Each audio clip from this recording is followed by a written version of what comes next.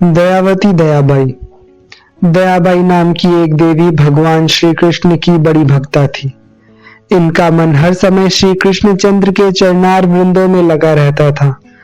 ये घर का कोई काम करती रहती, पर इनकी जिह्वा प्रति क्षण श्री कृष्ण का मधुर नाम उच्चारण करती रहती। इनका एक श्वास भी ऐसा नहीं बीतता जिसमें भगवत स्मरण न होता हो। एक बार की बात है, दयाबाई के पति तीर्थ यात्रा के लिए घर से बाहर चले गए। बहुत दिनों तक अनेक तीर्थों में भ्रमण करते हुए वे मथुरा आए। फिर दर्शन करने के लिए वे बलदेव जी के यहाँ गए। उसी रात को दयाबाई के बैठक में एक अत्यंत वृद्ध जर्जर शरीर संत आकर सो गए। कड़ाके का जाड़ा पड़ रहा था, पर संत के पास ओढ़ने के लिए कुछ नहीं था। रात एक पहर से अधिक बीत गई थी। संत थर-थर कांप रहे थे।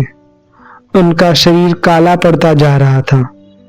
दयाबाई की दृष्टि संत पर पड़ी तो वे घबरा गई। वे तुरंत संत को अपने कोठे पर ले गई और उन्हें बिस्तर पर सुलाकर काफी ओढ़ने उड़ा दिए, पर संत की कपकपी बंद नहीं हुई। तब उनका शीत निवारण करने के लिए दयाबाई ने ऊपर से अपने शरीर को उनके ऊपर दबा दिया। संत के ऊपर दयाबाई को इस प्रकार बैठा देखकर एक स्त्री ने यह समाचार अपने पड़ोसियों से जा सुनाई। पड़ोसी तुरंत दौड़ आए और उन लोगों ने दोनों को पकड़कर एक कोठरी में बंद कर दिया और यह निश्चय हुआ कि दयाबाई के पति के लौटने तक इन दोनों को दंड दिया जाएगा। गांव वाले दयाबाई के पति के आगमन की प्रतीक्षा बड़ी तीव्रता से कर रहे थे। उसके पति आ भी गए। गांव वाले सब उसके पीछे पीछे आए। दयाबाई पड़ोसियों के ढंग को देखकर लज्जित सी हो रही थी, पर उसके आश्चर्य का ठिकाना न रहा जब घर में आते ही उसके पतिदेव सबके सामने उसके चरणों पर गिर पड़े और उन्होंने कहा, प्रिय, तुम धन्य हो। तुम्हें पत्नी के रूप में पाकर मैं धन्य हो गया। गांव वाले एक दूसरे का मुंह देखने लगे। दयाबाई के पति ने वृद्ध संत की खूब सेवा की और उन्हें प्रेम पूर्वक विदा किया।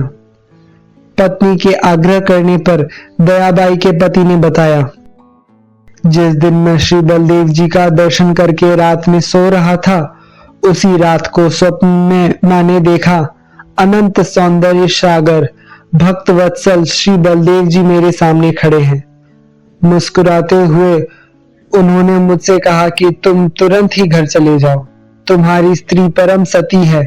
परीक्षा लेने के लिए वृद्ध साधु के वेश में मैं उसके यहाँ गया था, पर उसके पड़ोसियों ने उसे कलंकित करने और दंड देने का नीच प्रयत्न किया है।